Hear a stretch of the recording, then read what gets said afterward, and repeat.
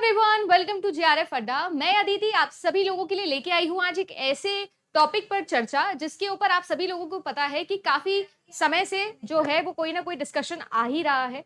पिछले बुधवार यानी कि लास्ट वेंसडे को आप सभी लोगों के लिए एक नोटिस था जो यूजीसी ने रिलीज किया था, जिसके अंदर उन्होंने बताया कि आज से यानी जून 2024 यूजीसी नेट एग्जामिनेशन से आप सभी लोगों के लिए पीएचडी एंट्रेंस को भी नेट स्कोर के बिहाफ पर ही दिया जाने वाला है। यानी अब असिस्टेंट प्रोफेसर बनना हो, जेआरएफ चाहिए हो, या आपको किसी भी हमारे देश की पीएचडी यूनिवर्सिटी में जाके किसी भी देश में हमारे पीएचडी करनी है, तो आप सभी लोगों के लिए नेट मैंडेटरी हो गया और नेट के स्कोर में ही 3 तरीके की लिस्टिंग जो है वो अब निकाली जाएगी।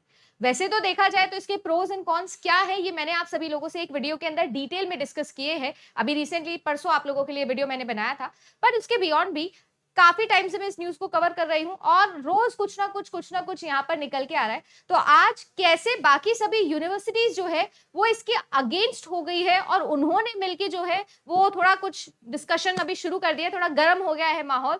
तो क्या वो पूरा खबर चल रही है और क्या हम लोग जो है वहां से समझ सकते हैं, क्योंकि ये जो पॉइंट है ना, इसमें मैं अपना एक परसेप्शन भी जरूर ऐड करूंगी। वीडियो के एंड में आप लोगों को बताऊंगी मैं क्या कहना चाह रही हूँ, बट फिलहाल के लिए तो शुरू करते हैं आज का हमारा सेशन। इसके अलावा यूजीसी नेट एग्जामिनेशन के लिए प्रिपेयर कर रहे हो तो आप सब लोग जानते हो अपनी एप्लीकेशन है जेआरएफ अड्डा एप्लीकेशन, जहां पर आप सभी लोगों के लिए जो है वो एकदम डिटेल्ड वीडियोज आते हैं। जेआरएफ अड्डा ऐप के ऊपर अगर आप अभी तक आए नहीं हो तो आप सभी लोगों को मैं बता दूं कि यहाँ पर आपको फ्री क्लासेस, आपकी पीडीएफ्स, आप लोगों की यूजीसी नेट पेपर 1 और पेपर 2 दोनों के कोर्सेज पूरे 12 महीने के सब्सक्रिप्शन के साथ में आपको मिलता है, ये सभी सब्जेक्ट्स के अंदर। पहले मैं अकेली थी, बट अब आप देख सकते हो कितने सारे सब्जेक्ट्स है जो आपके लिए यहाँ पर अवेलेबल है। पूरी की पूरी क्लासेस, पेपर 1 की, पेपर 2 की, आपके लिए हैंड रिटन नोट्स, बकायदा पूरे की पूरी किताब है जो इस तरीके से आप सभी लोगों के लिए हम लोग लिखते हैं, जहां पर आप सभी लोग, जैसे एजुकेशन सब्जेक्ट अभी आई हुई है मेरे पास में, ऐसे ही सभी सब्जेक्ट्स की टीचर्स के द्वारा खुद के पर्सनल नोट्स आपको दे। ये बुक नहीं है, ये कोई कॉपी पेस्ट नहीं कि इधर से लाए उधर से लाए, ये आपके लिए नोट्स है जिससे हमने अपना जेआरएफ निकाला है। वो मेहनत आप सभी लोगों को मिलती है जेआरएफ अड्डा ऐप पे कोर्स के साथ में। तो ये सारी चीजें आप लोग हमारे साथ ले सकते हो। ऑफ कोर्स फिलहाल के लिए मैं चलती हूँ आज के टॉपिक पर। इससे पहले आगे डिस्कशन करूं, आप लोग न्यूज कवर देख सकते हो। यहाँ पर आप सभी लोगों के लिए एक न्यूज है जो कि आई है कि कर्नाटका यूनिवर्सिटी और बहुत सारे स्टेक होल्डर्स हैं जिन्होंने यूजीसी की जो डिसीजन है उसके ऊपर एक बवाल छेड़ दिया है। इन्होंने साफ साफ बोल दिया कि हम जो है वो इस डिसीजन के साथ में नहीं है। एक बहुत ही मेजर बात है, इसे समझिए, क्योंकि आप सभी लोग जानते हो कि पीएचडी एंट्रेंस के लिए सभी यूनिवर्सिटीज अपना अपना एग्जाम लेती थी। तो अब इन सभी यूनिवर्सिटीज का कहना है कि हमारी ऑटोनॉमी जो है वो यूजीसी ने छीन ली। हर चीज के लिए अभी सेंटर कौन बन गया है? यूजीसी। नेट एग्जामिनेशन अगर नहीं दोगे तो आप पीएचडी नहीं कर पाओगे। तो इस तरीके की बहुत सारा कंट्रोवर्सी है जो क्रिएट हो गया, not just in south part of our country but also in the northern part. यानी कि आपको मैंने कल भी बताया था, दिल्ली यूनिवर्सिटी हो गई, जेएनयू हो गया, जामिया हो गया। जेएनयू तो काफी लंबी चर्चा इसके ऊपर चल रही है, शायद कुछ लोग धरने पे भी बैठ गए हैं। तो काफी एक आप कह सकते हो कि it's like UGC versus all other universities का बवाल यहाँ पर छिड़ गया है, जिसके अंदर सभी यूनिवर्सिटीज का ये कहना है कि हम अपने बिहाफ पर अपने पीएचडी स्कॉलर्स चुनेंगे, हम जो है वो अपने एग्जाम क्राइटेरियाज अलग से रखेंगे, हम जो है वो नेट वाला क्राइटेरिया को मानने के लिए रेडी नहीं है। यही सारी चीजें जो इस आर्टिकल में लिखी है, इस आर्टिकल को भी मैं पिन कर दूंगी। हाँ, बट ये मैं आपको बता रही हूँ कि सभी यूनिवर्सिटीज का क्या कहना है।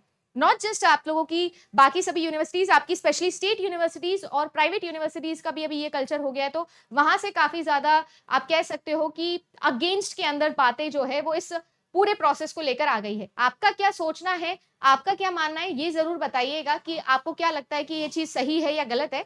मैंने परसों के दिन एक वीडियो बनाया था, जैसे मैंने कहा कि आपको प्रोज एंड कॉन्स दोनों मैंने इस चीज के बताए थे, और +1 मैंने कॉन के अंदर एक किया था जो कि मेरा पर्सनल परसेप्शन है।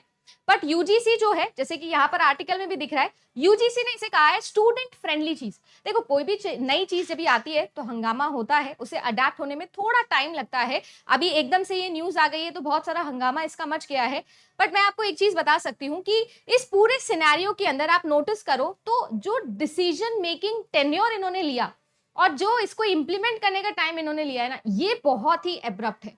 इन्होंने कहा जून से इसे इंप्लीमेंट कर दिया जाएगा और 1 साल का टाइम दिया हुआ है सिर्फ पीएचडी वाले बच्चों को एडमिशन लेने के लिए, जो कि मुझे लगता है कि सबसे बड़ा नुकसान, सबसे बड़ा कौन है किसी भी एक स्टूडेंट के लिए।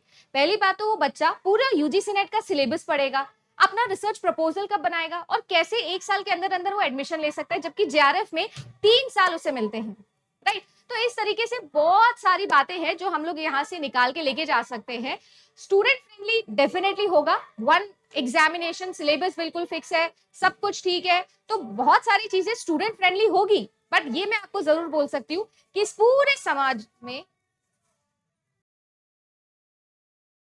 इस पूरे सिनेरियो के साथ में अगर आप लोग चलना चाह रहे हो तो यहाँ पर यूजीसी को डेफिनेटली टेन्योर के बारे में दोबारा से सोचना हो सकता है। और यहाँ से हम एक और चीज निकाल के लेके जा सकते हैं कि पूरे के पूरे इस यूजीसी नेट सिलेबस को पढ़ना, फिर एंट्रेंस लेना, रिसर्च प्रपोजल बनाना, इन सब के लिए डेफिनेटली कोई ना कोई वे आउट जो है वो तो हमें निकालना ही पड़ेगा।